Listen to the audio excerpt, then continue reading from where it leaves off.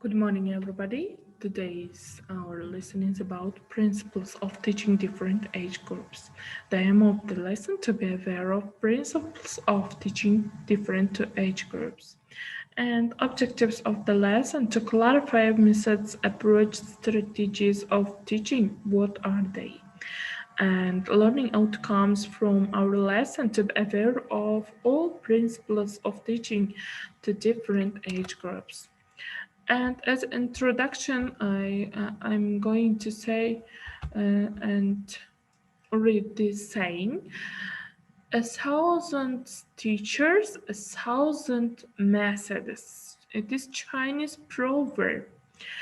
Different approaches and different methods for uh, there are for every teachers. Every teachers have their different approaches and methods. It means. And introduction, teaching approach. What is it?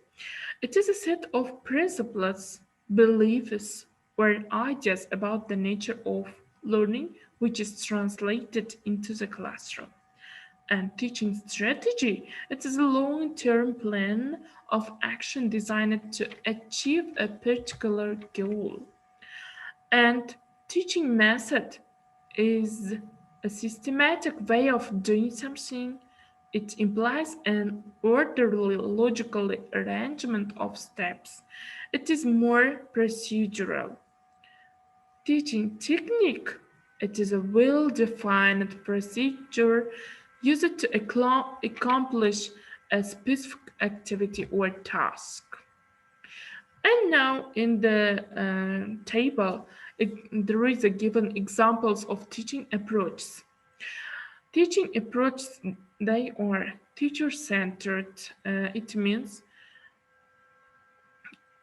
teacher-dominated, subject matter center, teacher-dominated, banking approach, disciplinal, individualistic, indirect, and guided.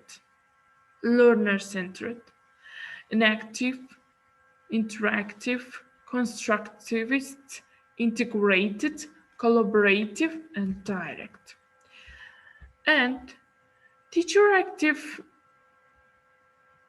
teacher activities all the time is should be very emotional, and teacher activities should be very flexible to the lesson and to their learners also. Teacher-centered approach.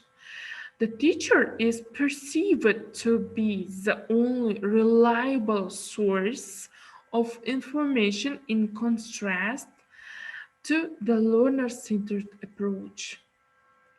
And what is a learner-centered approach? In which it's premised on the belief that the learner is also an important resource because she or he too knows something and is therefore capable of sharing something. Subject matter centered approach. Subject matter gains primacy over that of the learner. Teacher dominate approach. In this approach, only teacher's voice is heard. He or she is the sole dispenser of information. Interactive approach. In this approach, in interactive classroom will have more student talk and less teacher talk. Students are given the opportunity to interact with teacher and with other students. Constructivist approach, the students are expected to construct knowledge and meaning out for what they are taught by connecting them to prior experience. In this approach, constructivist and this kind of learners always always connected and their new knowledge to the prior experience. And also banking approach, the teacher deposits knowledge in empty minds of students for students commit to memory. It means banking approach. Integrated approach, it is more used during the teaching processes.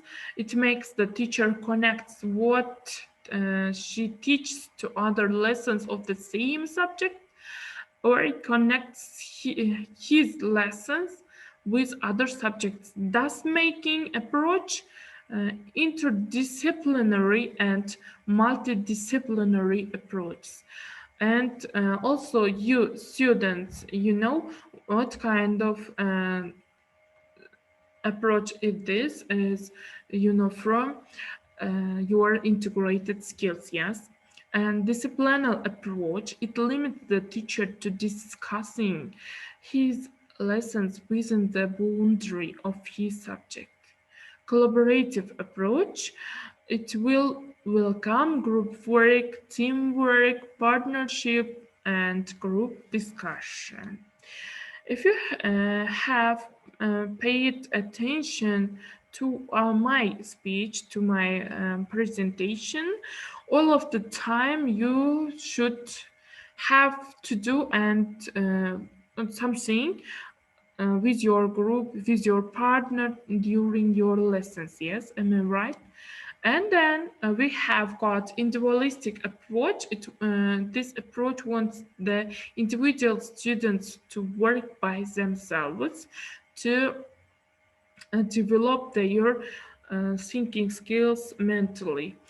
Direct teaching approach. The teacher directly tells or shows or demonstrates what is to be taught as now.